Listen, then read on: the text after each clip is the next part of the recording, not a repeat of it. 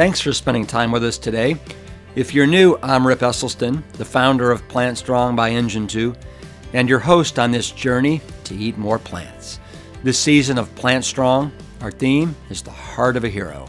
We're celebrating the disruptive heroes in this movement whose pioneering work and research are amplifying the message about plants to reach as many people as possible. We're also celebrating the everyday heroes, many of whom are first responders, like our Bronx firefighter Joe Inga from Season 1, and we're helping them to overcome the obstacles that you too may be facing at home. Welcome to Plant Strong. I am excited about this program. I was just given a prescription last week from my doctor for high cholesterol, and I haven't taken it yet because I'm going to try this program, and I'm going to beat my cholesterol with this program instead of drugs.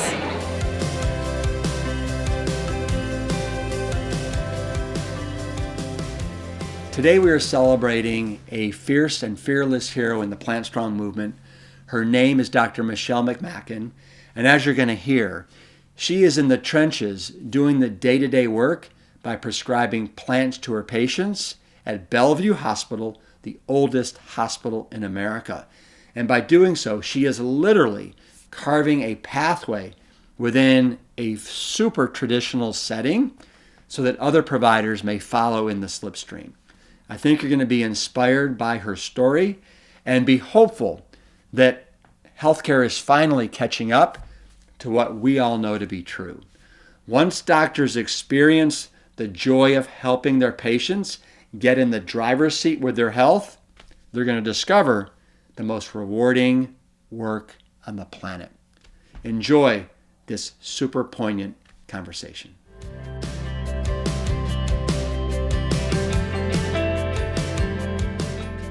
Okay, I am here in New York City, came to your stomping grounds. I'm here with Dr. Michelle McMackin. I think we've known each other, if I'm not mistaken. I'm going to say going back maybe 5 years now. A few years, since, for sure. You know, I heard about this amazing female doctor that was like the greatest, newest thing in plant-based. And I like that description. Thank you. Oh, you're welcome. And we invited you to come out to, I think it was an event in Pasadena, California. Yeah. You gave an amazing keynote speech there. And we've kind of been going around in very similar circles. Mm-hmm. And then just this last year, or actually 2 years ago at Plantstock, you came out and you did your talk on diabetes. Yes, why my passion. Plants are, I think, sweet medicine for diabetes. Yes. Is that the exact title? Something like that? Why plant-based nutrition is sweet medicine for diabetes. Yes. Yeah. Yes. And didn't you actually recently give that talk to the American Diabetes Association? Is that correct? I gave a version of that talk to them. Actually, they were great. They invited me there was so much interest that they had me do a science talk and a workshop. So one was all the science behind plant-based diets for diabetes, and then the other was how do you actually do it? So if you are a practitioner and you want to counsel your patients, how do you do it? So, I mean, what a thrill to have an association like that invite you to come speak, right? It was awesome. And what does that say about them? Well, I mean, I think I think that they recognize that the data are very strong for not just for a plant-based diet and actually preventing and treating type 2 diabetes, and in many cases, putting it into remission, but also for preventing the complications. And in fact, when they reached out to me to give that talk, they said one of the things we're most interested in hearing about is not just that a plant-based diet is great for diabetes, but what does it do for the complications of diabetes, which is what, of course, people actually die of: cardiovascular disease, kidney disease, and they live with painful neuropathy, burning nerve pain. So plant-based diet has been shown to be effective in all of those domains, and so that's part of the many compelling reasons to use it. Right. The fallout from diabetes is, it's crazy. Yeah. And what is it now? We have close to, half of the America that's pre-diabetic or type 2 diabetic? Right. Something like that? That sounds exactly right. I think it's something like 40% are pre-diabetic, another 12% actually have diabetes, and then there's all these people that haven't been diagnosed and are living with pre-diabetes and don't know it. So, and in my practice, it's I don't go an hour without seeing prediabetes or type 2 So you diabetes. mentioned your practice. Yes. So what kind of a doctor are you? I am an internal medicine doctor. So I treat adults. I don't treat kids. And I manage basically chronic disease. So most of my practice is people coming in with heart disease, type 2 diabetes, high cholesterol, high blood pressure, gout, kidney stones, osteoporosis, history of cancer, high risk of cancer because of a family history or some other reason, obesity, weight management issues. Right. And so how old were you when you decided that you wanted to be a doctor? That was actually, so I...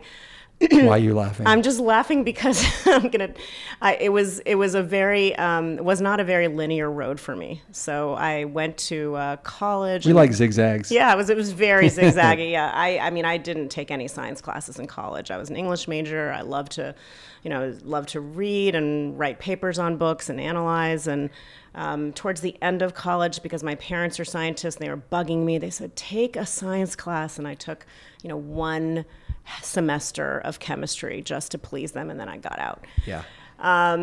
Then I went to work at the Centers for Disease Control in Atlanta as a writer-editor.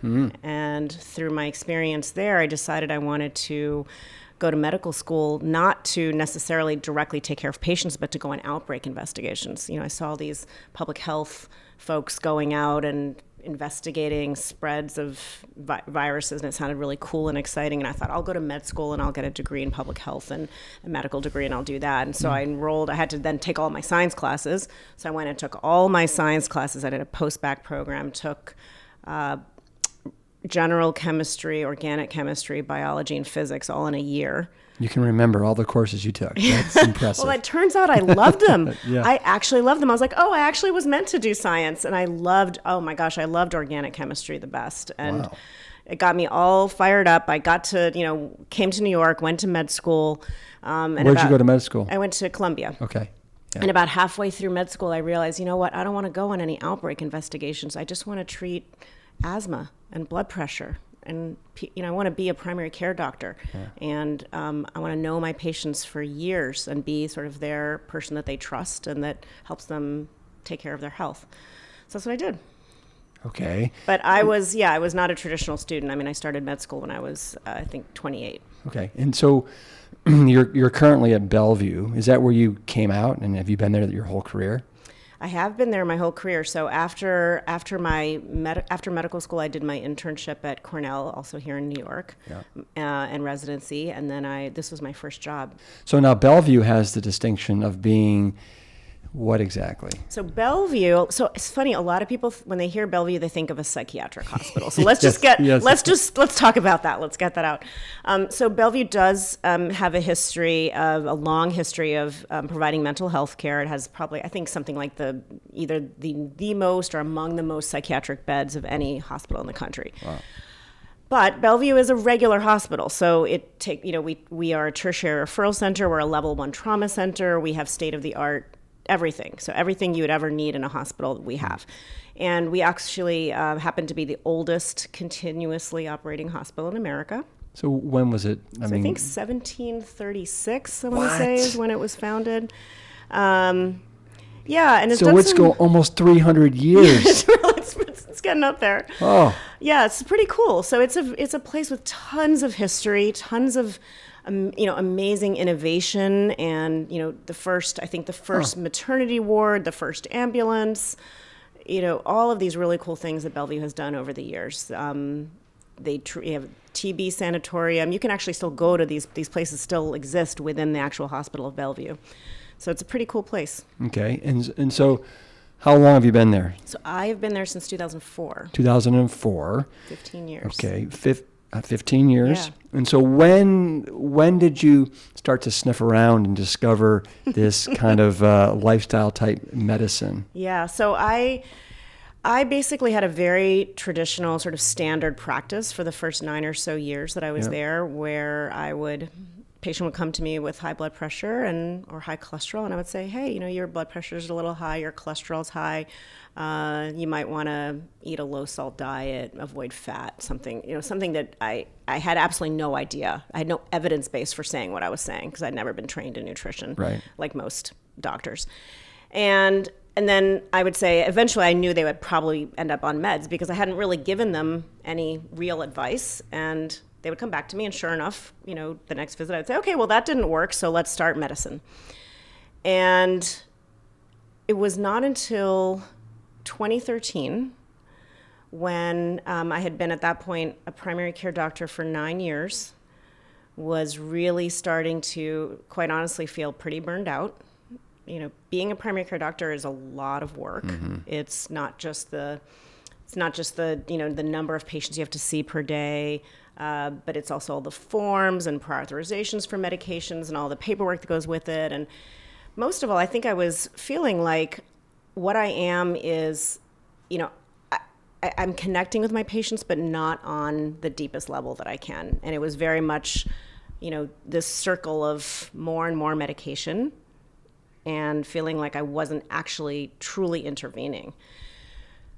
So that burnout led me to one afternoon, I remember sitting at work and thinking, well, I have a little bit of extra money for continuing medical education. And I found myself Googling lifestyle conference. And I honestly think I was just looking for a better lifestyle for myself. I don't think I had my patients in mind at that point. Yeah. I was like, my lifestyle sucks. But were you healthy? I was healthy. Yeah. And I mean, it wasn't, it just was, it felt like a grind. Mm-hmm. So the first hit that came up when I Googled lifestyle conference was American College of Lifestyle Medicine, mm-hmm. which is a term I had never heard before, lifestyle medicine. And I thought, well, I have no idea what this is, but I have this extra money, and why not? And I signed up and I went, and that was October of 2013 in Washington D.C. I went to this conference, and I remember showing up, and the opening few talks were your dad, right, Dr. Esselstyn. Yeah, I know the man. You know him? Have you heard of him? I know I heard Dean Ornish, mm-hmm. Dr. Ornish spoke. Yeah. Michael Greger. I had never heard any of these people before. I'd never heard of any of this before. And what are you thinking as you're sitting there at this conference, hearing all this stuff? Are you like going, wow, I am like blown away? I was flipping out. Yeah. I was there with a colleague of mine, and she and I went together, and I remember we were passing notes. I was like, can you believe this? Like underlining, and I remember going back to my hotel room the first night of the conference, and I honestly could barely sleep. Like I was so wired because I just couldn't believe all this information. I had never heard of it before. Like how do you get 9 years into practice mm-hmm. and then see a study like healthy living is the best revenge? This is a sort of one of those landmark studies that was published a few years ago that basically showed that just following 4 lifestyle factors, I think it's, eating a relatively healthy diet, exercising about 30 minutes a day, not smoking, and having a healthy body weight, those 4 factors in combination yield a 78% reduction in the risk of chronic disease, of the most common chronic diseases. I mean, that's insane. That is insane.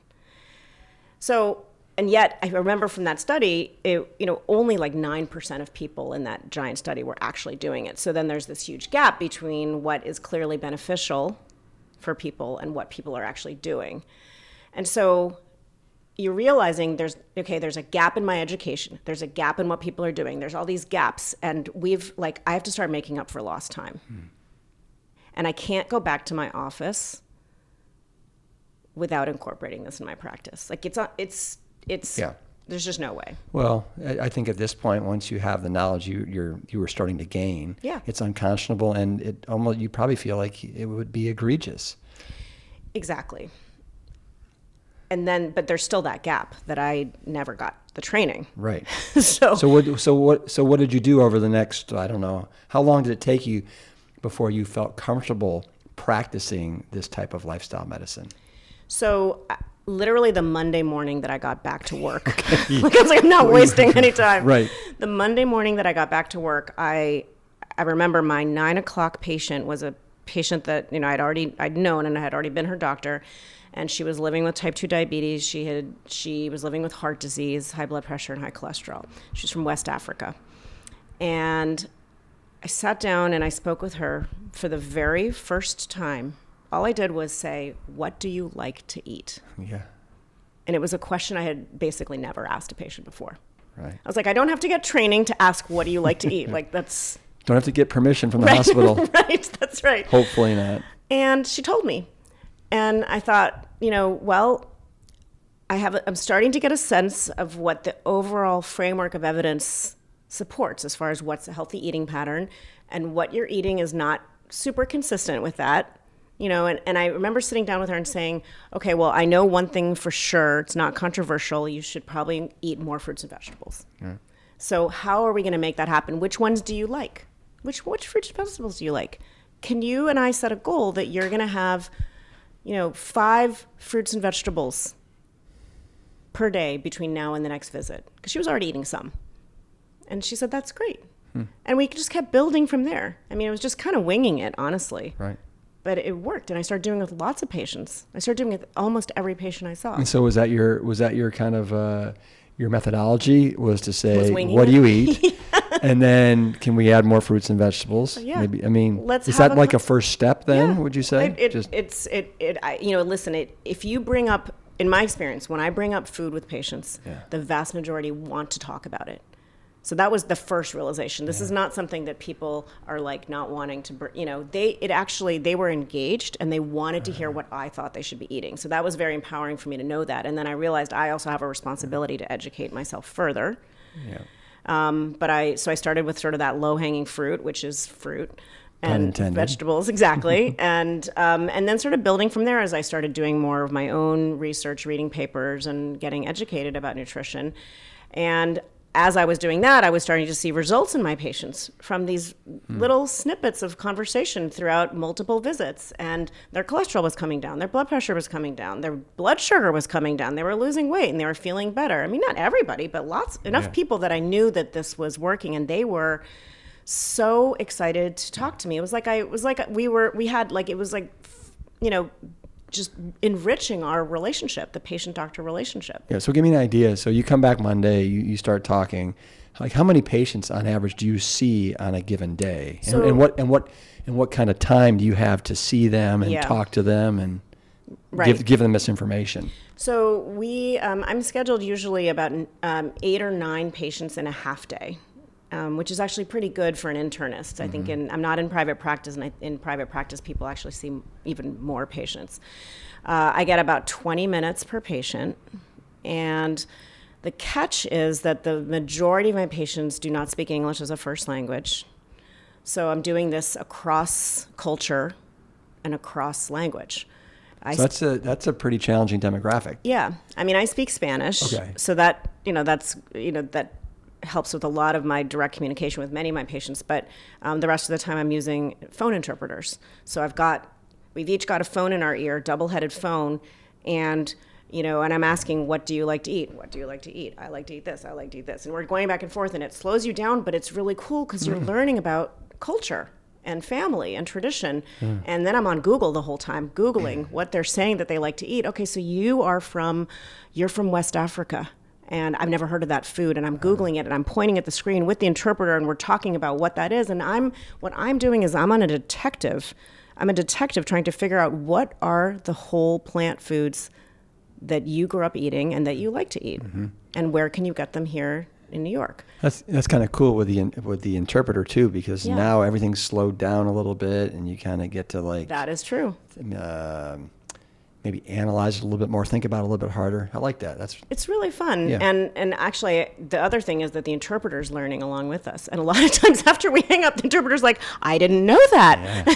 And, so it's really fun. And that's kind of how I started this whole thing. And as I got more and more engaged in it, I decided to get some formal education around nutrition and lifestyle, and I applied for a grant through NYU. They have a fellowship program where faculty members can, it's a self-study program, but you get a grant to study a topic of your interest, and then the catch is that you have to teach it back to your colleagues. You have to develop a curriculum, an evidence-based curriculum, to teach it to your colleagues, which is perfect, because everyone has this gap. I thought, I'll teach myself nutrition, evidence-based nutrition, and I'll then teach it to my colleagues. And was there a line out the door of your colleagues that wanted to learn this? Well, actually, I work with an incredibly open-minded and awesome group of colleagues, and yes, they were really excited about it. Wow! So I'm amazed to hear that. No, they are great, and actually, my friend who went to the ACLM, the American College of Lifestyle Medicine conference with me, she joined in on this fellowship. So the two of us put together a session on cardiovascular disease, a session on insulin resistance, a session on cancer prevention, on weight management, culinary medicine, and our colleagues loved it. What a great way to really learn it too. Exactly. By having to teach it. Exactly. And so how soon after that conference, and then that Monday when you got back and you started talking to that one patient about what they should eat, did you start doing this where you were teaching the faculty? That was a year. About a year. Yeah. Okay. And so where are you now with it all? Don't you have some really cool programming that's going on and some pilot studies? Yeah.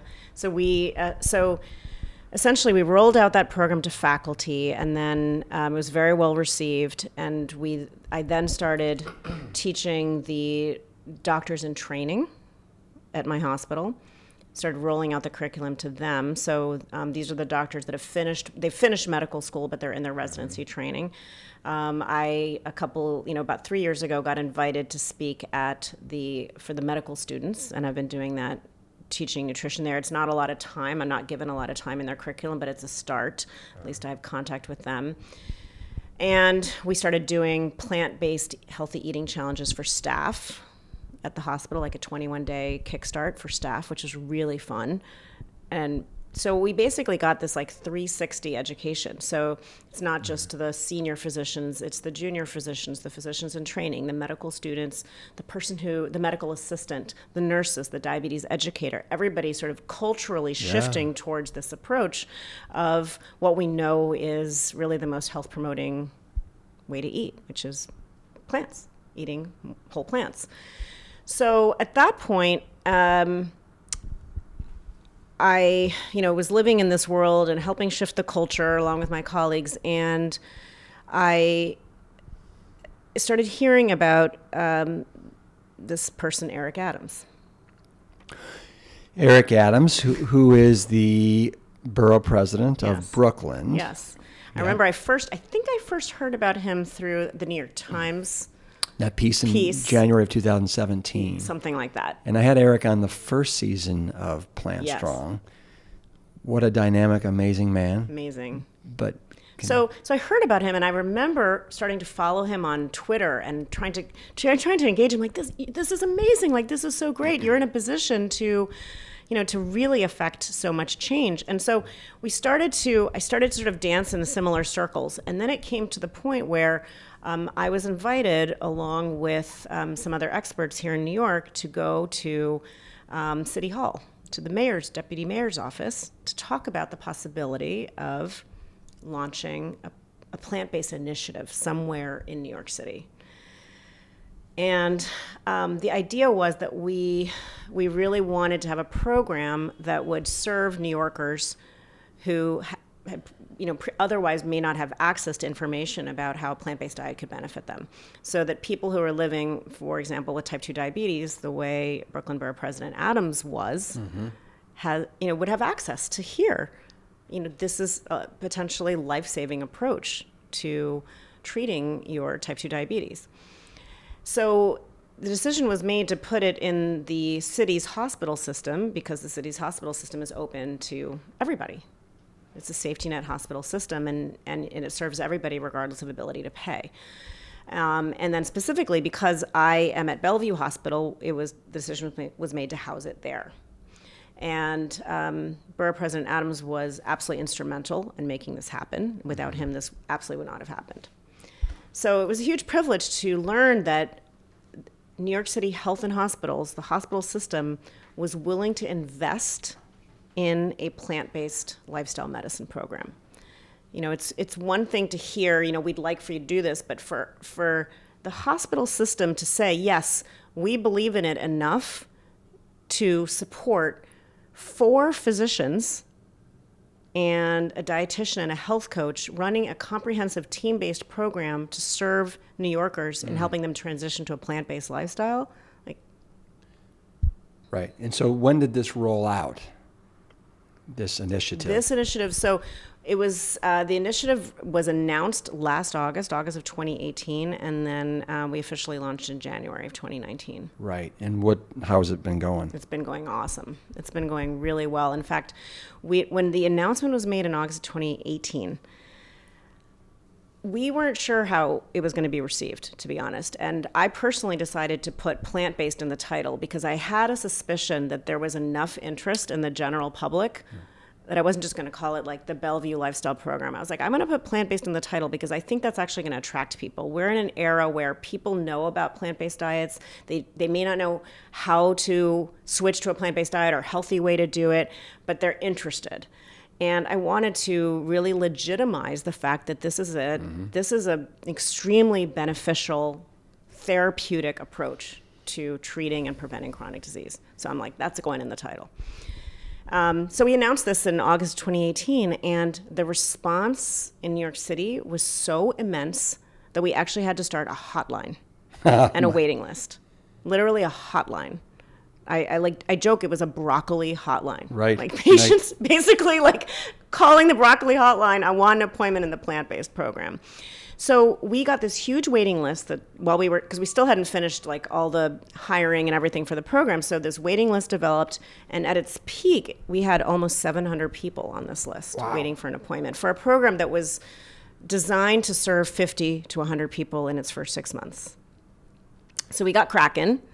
Started seeing patients in January, and it's been great. The enthusiasm among patients, the enthusiasm among our hospital staff, and the enthusiasm in the community, like, you know, radio shows, people reaching out, people from all over the world wanting to come and shadow and learn from us. It's been tremendous. Oh, it's huge. It's been tremendous. So with a wait list of 700 people, and when it was, I guess, initiated thinking that maybe you'd have 50 to 100 people. I mean, do you because of that demand, do you have to now, what have you done to accommodate that demand? Right. Well, we actually, you know, got through about half of the waiting list in our first round of funding. So we were promised 1 year of funding.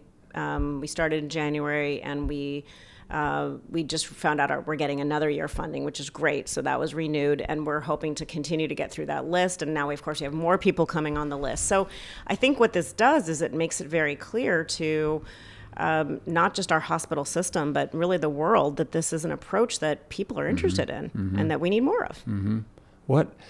How awesome for you guys to lead like that.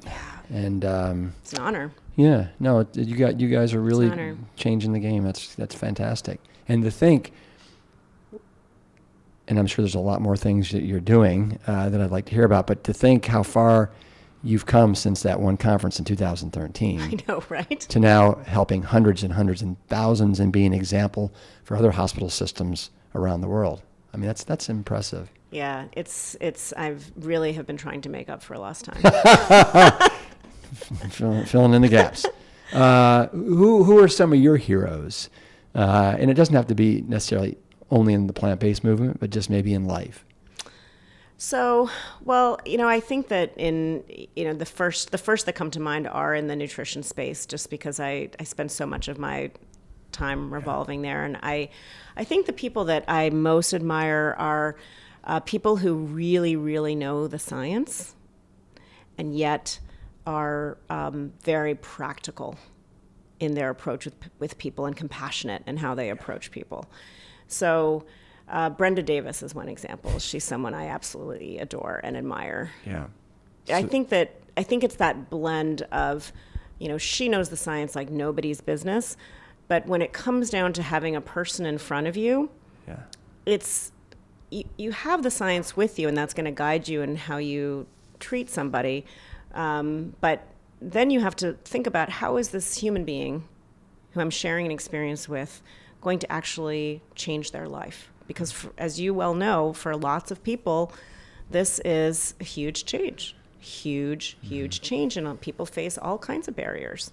And particularly in the population that I work with, the majority are living at the poverty line and below.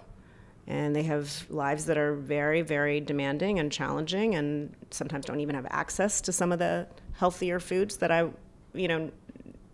that they would love to be eating. So I think it's that blend of the science, but how do you break it down for someone who's sitting in front of you and really wants to do their best, but might be having a hard time. Well, you mentioned Brenda Davis. I mean, Brenda, you're right. She is absolutely brilliant, knows the science like nobody's business. She's also about as modest and humble as you can get in a human being. That's exactly right. It's a beautiful number of qualities that she has. You mentioned the demographic you're dealing with and those barriers. Very poor population, it sounds like. But tell me, if the great thing about that and about eating the way we like to eat is it doesn't have to be expensive. No. Right? I'm sure you teach them how this can be the... Oh, no. People save money. Right. People save money. Right. I mean, I think cost is one thing. And certainly if you're eating convenience foods that happen to be plant-based, your costs might go up. But if you're sticking to the simplest foods with the most nutrient density, beans and frozen veggies if they're not in season. I mean, we're in New York, so we don't have the luxury of having everything in season that we want all the time. So some fruits, whole grains, root vegetables, those are all pretty affordable and they're not accessible everywhere in every neighborhood in New York.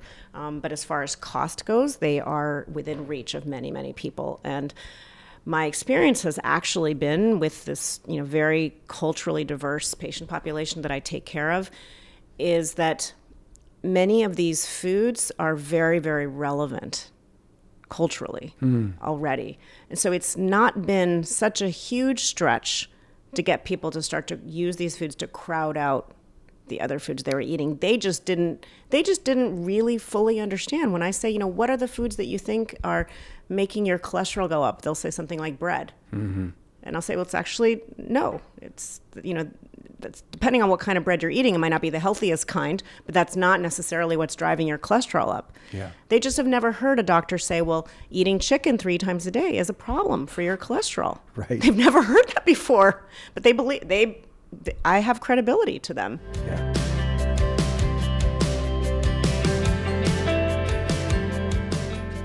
We've gotten a few emails from people with a lot of questions about dogs being carnivores, and I get it, right? Most people believe that dogs are carnivores, but what I learned recently while interviewing Dr. Ernie Ward is that dogs can digest protein from multiple sources because dogs are actually omnivores, actually scavenging omnivores to be exact. Now, evolving alongside humans over tens of thousands of years, dogs developed these gut enzymes that allow them to digest a wide variety of foods. Here's a fun fact. Even wolves in the wild derive nutrition from both plant and animal sources. So if you'd like to try Wild Earth dog food for your favorite dog, like our Jade, visit wildearth.com or Amazon and use the code PLANTSTRONG for 40% off your first order.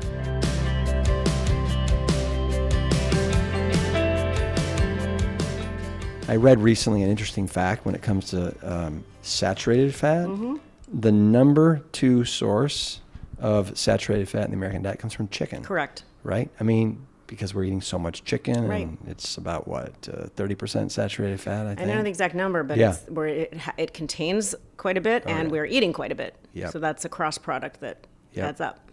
So I want to switch gears for a sec and I want to take advantage of kind of your doctor skills. And I just want to throw some things at you, and I don't want you to talk too long on them because I got a number of things. Okay. But Pace myself. But pace yourself, and it'll be a hodgepodge of stuff. All right, so we'll just have fun with this. Sounds good. First thing is, what is NAFLD, non-alcoholic fatty liver disease, and why do over 50% of Americans are supposedly suffering from it? Yeah, it's an epidemic. So non-alcoholic fatty liver disease is literally exactly what it says. So when you have a fatty liver, typically it can come from either overconsumption of alcohol, to excess, or from lifestyle. Not related to alcohol. And then there's some other more rare causes, but that's really the breakdown. So when we're looking at non-alcoholic fatty liver disease, what we're talking about is the buildup of fats inside the cells of the liver, which over time start to cause quite a bit of inflammation in many people.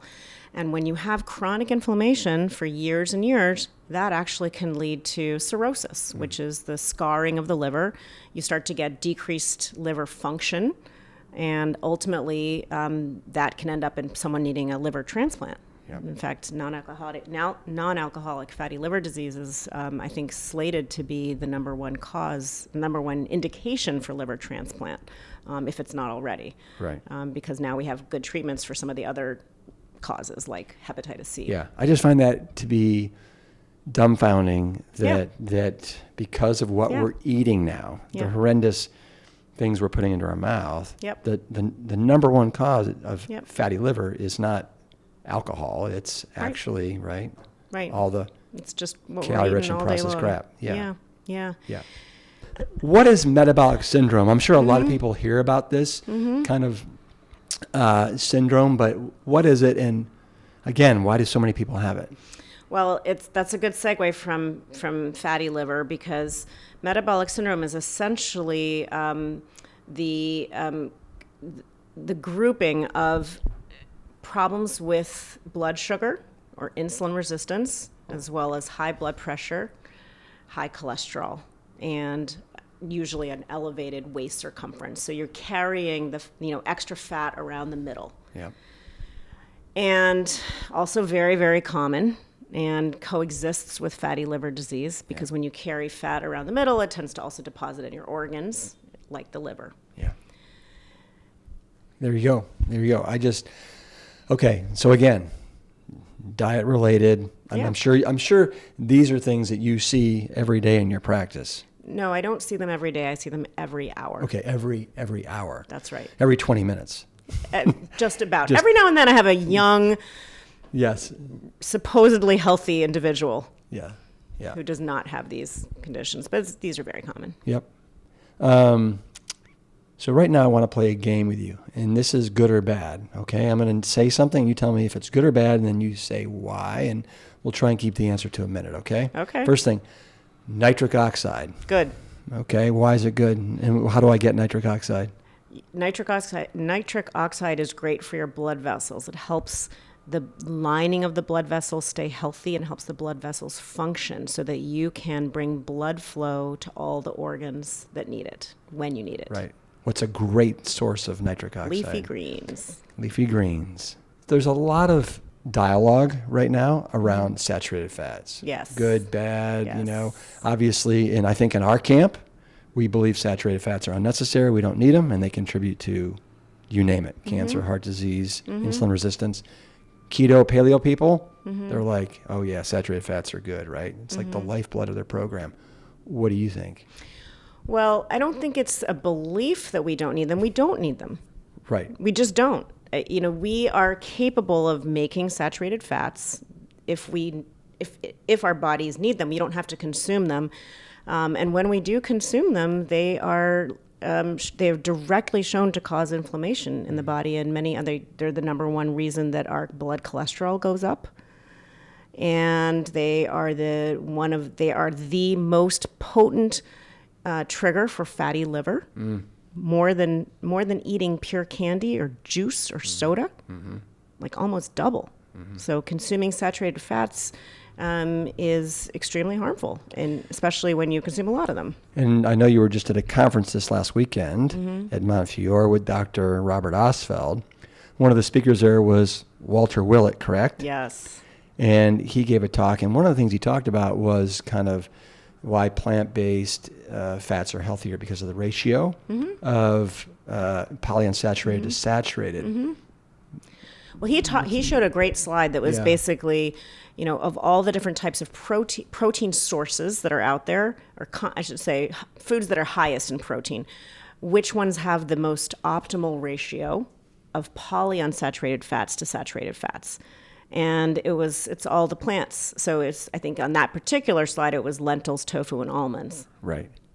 But I mean, lentils, if I'm not mistaken, do they have any saturated fat?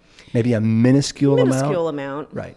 Now nuts do have some saturated fat. It's one of the reasons why my father doesn't want his patients doing a lot of nuts. But predominantly we're talking polyunsaturated fats. Right. To the moon and back. Right. Exactly. What about fiber? Good or bad? Good. And what % of America is deficient in fiber? Do you have any idea? I mean, I think 97, something ridiculous something like that. 97. I think the average American gets 16 grams of fiber per day, and that target of 25 grams a day, there's different societies have different amounts, but 25 grams a day is sort of like, that's really cutting it pretty low. Yeah. And what do you like with your patients? At least 40. 40. At least 40. Fiber makes the world go round. Yeah. Gotta love it. Let's jump into TMAO. Okay. Great. And love what that. is TMAO? What does it stand for? TMAO stands for trimethylamine oxide. Okay. And trimethylamine N oxide. And what is so wonderful about or bad about TMAO? So TMAO is a molecule that is actually produced by our gut bacteria in response to our eating certain types of foods. So when we eat foods that contain choline, as you might find in an egg yolk, it's in lots of foods, but it's highly, highly concentrated in eggs, or carnitine, which is found in meats, our gut bacteria transform those nutrients into trimethylamine, which is then processed in the liver into TMAO. Right. And TMAO is one of the sort of key players in the development of atherosclerosis that has been discovered in recent years. So it kind of does everything bad. It accelerates the progression of atherosclerosis. It makes your platelets in your blood more sticky. It's also been linked to kidney disease. It's been linked to insulin resistance. And in clinical trials, it's been shown to be associated with all-cause mortality, cardiovascular mortality, heart failure. I mean, it's just an incredibly pathogenic molecule. Yeah. And when you're eating a whole food plant-based diet, you're producing what? No TMAO? Very little. I mean, very little. they've done studies on vegans and vegetarians, and they're consistently produce less TMAO or have lower TMAO levels than omnivores consistently. Right. It's not always zero, but it's much less. Right. Soy. You a fan of soy? I am a fan of soy. Okay. What kind of soy? So I myself tend to stick to the less processed, more traditional forms of soy that we've seen be beneficial over centuries in other parts of the world. That's what I recommend to my patients. So, for example, edamame, so the actual young soybean. Tempeh, that's fantastic. Tofu and soy milk are also considered traditional forms of soy. So those are great, and I definitely try to stay away from the sort of more processed soy isolates where the proteins are extracted from the soy. So I try to stick to the less processed forms. Right. Very good. What about eggs? Gonna have to go with not so great / bad. Yep. What about cholesterol? I mean, Do we need cholesterol? Is it okay if there's cholesterol in eggs, or no, we don't need that kind? Yeah, there's a lot of misunderstandings about that, so I'm glad you brought that up. So first of all, we don't need to consume any cholesterol because we make all the cholesterol that we need. So there's no need to consume it from your food. It doesn't enhance anything to consume it from your food. And when we do consume it from food, it does raise our blood cholesterol, contrary to what some people say. Right. It doesn't raise it as much as saturated fats. And yet those two things tend to track together in the same foods. So it's almost a moot point. Even in cases where it doesn't raise the cholesterol as much, it still tends to be harmful because it helps oxidize the LDL cholesterol. It has other sort of vascular effects. And as I said before, it makes your body produce more TMAO. Right. So there's lots of reasons to avoid it. There's a lot of, again, dialogue around fruit. Yeah. What do you think? Fruit, good or bad? I'm going to give fruit a giant thumbs up. So I think when I talk to patients who are eating what I consider to be a very unhealthy diet, so one of the first places I start is with fruit because most people really like fruit. So they feel good about being told to eat more fruit. They enjoy that message. And they've gotten this impression all along that fruit is bad for them. And they think they should be avoiding fruit because they're worried about sugar. Yep. And instead they're eating a ham sandwich or potato chips. So dispelling the fruit myth is something I'm really passionate about doing because fruits are some of the healthiest foods you could possibly eat. They're rich in phytonutrients and antioxidants. The data show that not only do they not increase the risk of type 2 diabetes, they actually are linked to lower risk of type 2 diabetes. And if you already have diabetes, they're linked to lower risk of complications and lower risk of dying. So everybody should be consuming fruit. Yeah. We had a woman that came to one of our medical immersions not too long ago. She hadn't had a piece of fruit in a year because so sad. her trainer told her not to have fruit. I mean, again, it's just like... Who are these unhealthy fruit eaters? Have you ever met a fruit eater who was suffering from, where fruit was the cause of their, being overweight, or fruit was the cause of it? You just don't. It's not. No, it's incredibly healthful food. I just had Robbie Barbero. Yeah. And Robbie? Of course. Right? I mean, probably 75% of what he eats is just fruit, right? Yeah. And you talk about his insulin resistance and all that. It's amazing what these guys are doing. He uses very little insulin for the amount of carbohydrate that he consumes because he's very insulin sensitive. Yes. Eating a lot of fruit. Yes. Not a lot of fat. Right. What about, and then we're going to move on, but HDL. So I've got a 75 HDL. I eat the standard American diet. Mm-hmm. My doctor said that I'll never have a heart attack because I've got this great ratio of HDL to LDL. I mean, what do you say to people that have these high HDLs? I mean, honestly, the data around high HDL being protective are that's not where the current thinking is anymore on HDL. And so the current understanding of HDL is that it's much less about the number that you see when your blood test is done and much more about the function. That's really, can you say that one more time? It's not so much about the number.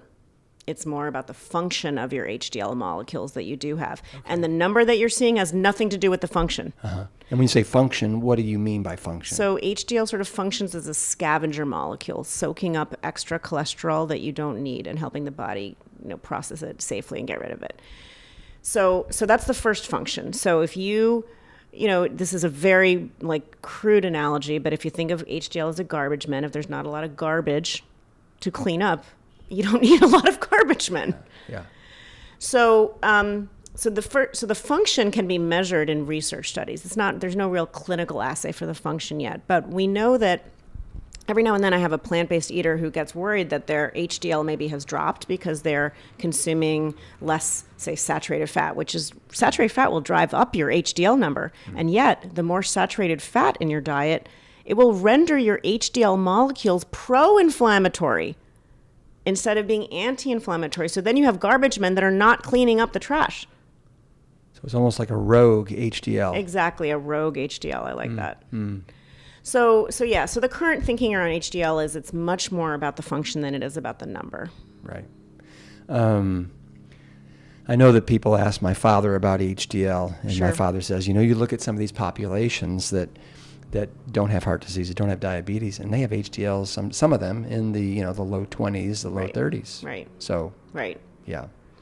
I mean, historically, the reason people sort of started to come up with this theory that higher HDL is better is because it did look protective, because people the metabolic syndrome that you asked me about before, one of those features is low HDL and high triglycerides. But it's now what we're learning is that it's not the low HDL itself that's the problem. This is just a marker for the fact that the person has metabolic syndrome. Yeah. And so if you treat the metabolic syndrome, which, by the way, a plant-based diet is excellent at treating, then you fix the underlying problem. I don't care about the number of your HDL. Right. Go to the root causation. Exactly. What, and I got to ask you one more thing about this. And I love it. That is, so LDL, should we be concerned about the particle size?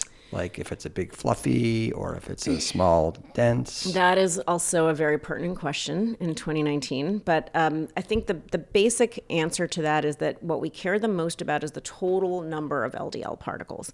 And actually, that's relatively easily measured on a blood test. Yeah. It's not the standard LDL number that you see, but sort of if you go to one level of a fancier test, you can measure something called an ApoB level, which really reflects sort of all of the potentially atherogenic particles in your bloodstream, including your LDL.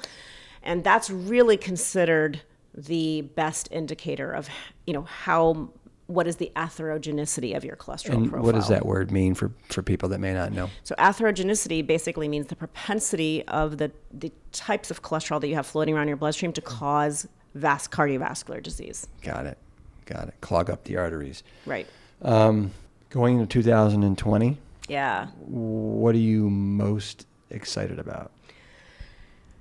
Well, honestly, I've sort of two things that I'm adore doing. One is simply taking care of people and helping them get healthier. And I'm doing that in, the context of the plant-based lifestyle program. I'm doing that in the context of my regular primary care practice.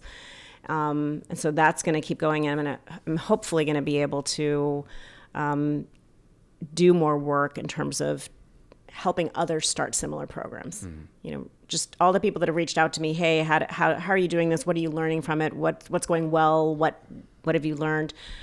Those kinds of conversations that need to happen for other hospitals to do similar projects, programs like ours. So that's one side. And then the other side is I absolutely adore researching topics, creating talks, and speaking to other physicians about plant-based nutrition. And I think, although I love going to conferences where physicians are already excited about plant-based nutrition, I think where the real work needs to happen, of course, is people who are like me in 2013 who had never heard of the science behind plant-based nutrition. And so I'm speaking at the American College of Physicians, which is the largest group of internal medicine doctors, I don't know in the world, but definitely the United States. Right.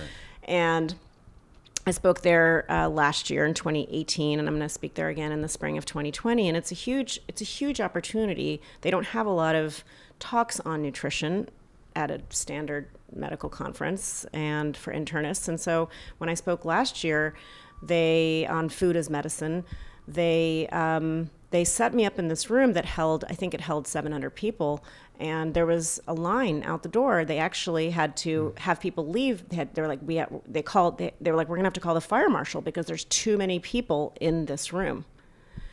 So there's so much interest among doctors. It's so exciting to see. I mean, not every, let's be honest, like a lot of doctors may not want to hear this, but there is definitely interest. So those are the people I want to reach, at least to start with.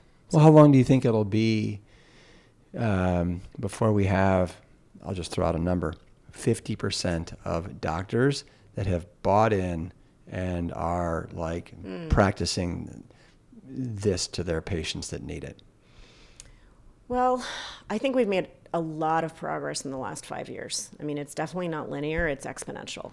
We are with the combination of social media, the combination of films that have come out that have influenced a lot of people and inspired people. And then, I think it just really takes, even though the science is so strong, it really just takes hearing about or seeing one patient, one friend, or one family member have some kind of a transformation through plant-based nutrition to say like, oh, wait, I got to pay attention to this. Mm-hmm. And that's my hope for the students that I teach and the trainees. I can talk to them about the science, but I want them to start practicing it as soon as they can so that they can see what I saw. Mm-hmm. And I wasn't a believer until that first patient that I had where his diabetes basically went away in 4 months. Mm-hmm.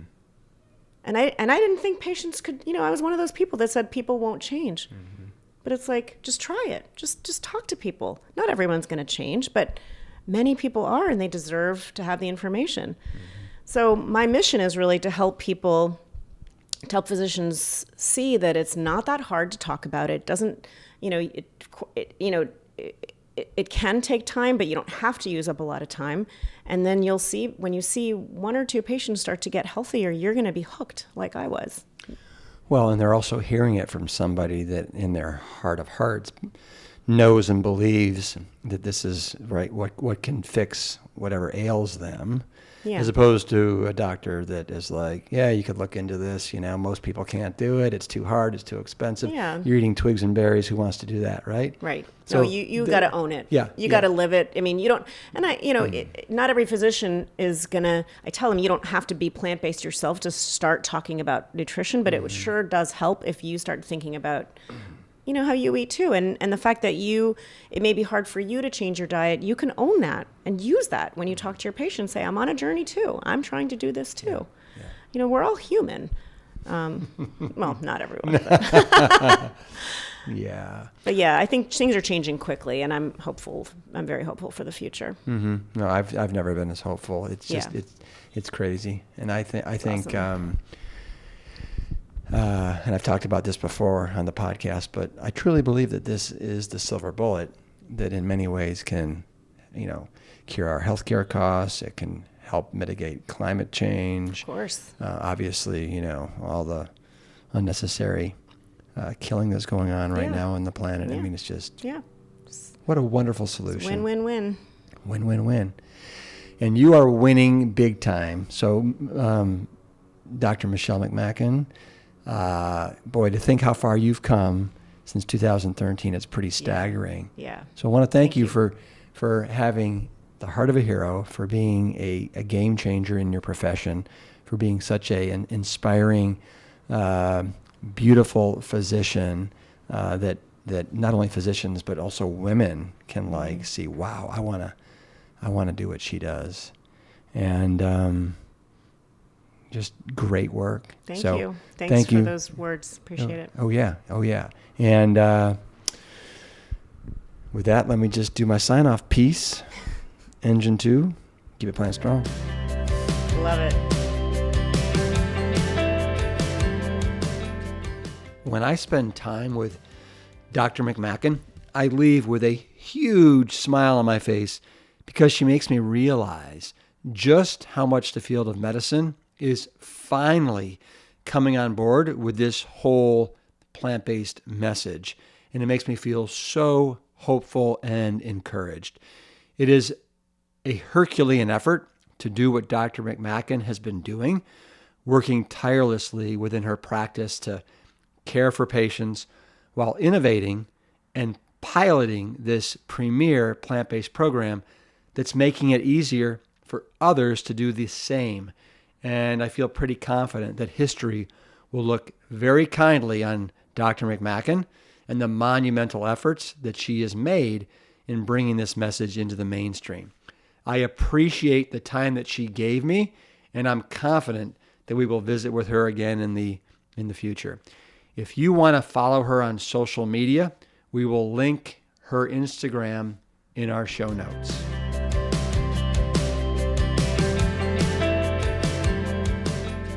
You heard Dr. McMackin discussing the ApoB test, which reminded me why I think it's important that people should know their numbers, because we can't manage what we don't measure. If you were fortunate enough to attend one of our medical immersion retreats, you know that we conduct a full before and after biometric screening where we test not only your lipid panel, which is comprised of your total cholesterol, your LDL cholesterol, HDL cholesterol, and your triglycerides. We also do a fasting glucose because we want to know what your blood sugar is and if there's any chance for prediabetes or diabetes. In addition, people are always curious to know what their B12 levels are as well as vitamin D. And it's sad that we live in a time when access to this kind of information is not only costly, but it also requires a provider to prescribe the tests. And I am really pleased to announce that we have just partnered with the nation's leader in affordable direct-to-consumer lab testing. They offer hundreds of lab tests and are partnered with LabCorp and Quest Diagnostics, the two largest labs in the country, and are priced up to 85% off retail. I want you to visit plantstrong.com/bloodwork to learn more about the tests that we recommend and how you can have them done today.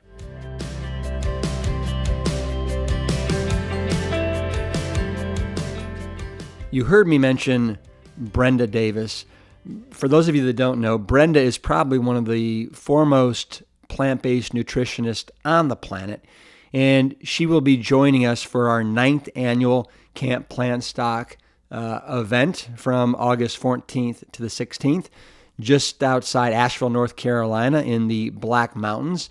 In addition to sharing the weekend with Brenda Davis, we'll also be sharing the weekend with the likes of Dr. Michael Greger, who will be sharing his new book, How Not to Diet. We'll also have Dr. Michael Clapper, one of the patriarchs of the plant-based movement. We will have Dr. Neil Barnard from PCRM sharing his new book on hormones. Marco Borges, the trainer for Jay-Z and Beyonce. James Wilkes, Mr. Game Changers. Dr. Will Bulsiewicz, the gut health MD doctor. God, do we all know how important the microbiome is these days? My family, many chefs, and many, many other experts. You do not want to miss this 9th annual event. Go and visit campplantstock.com and register to join us on the mountain today.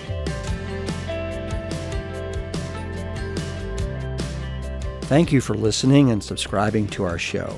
I want you to know that we read each and every one of your reviews, and we appreciate each and every one. If you want to learn more about this season or today's guests and sponsors, please visit plantstrongpodcast.com. The Plant Strong podcast team includes Scott Badisil, Lori Kordowich, Amy Mackey, Patrick Gavin, Wade Clark, and Carrie Barrett. I want to thank my parents, Dr. Caldwell B. Esselstyn Jr. and Ann Kryle Esselstyn, for creating a legacy that will be carried on for generations and being willing to go against the current and trudge upstream to the causation. We are all better for it.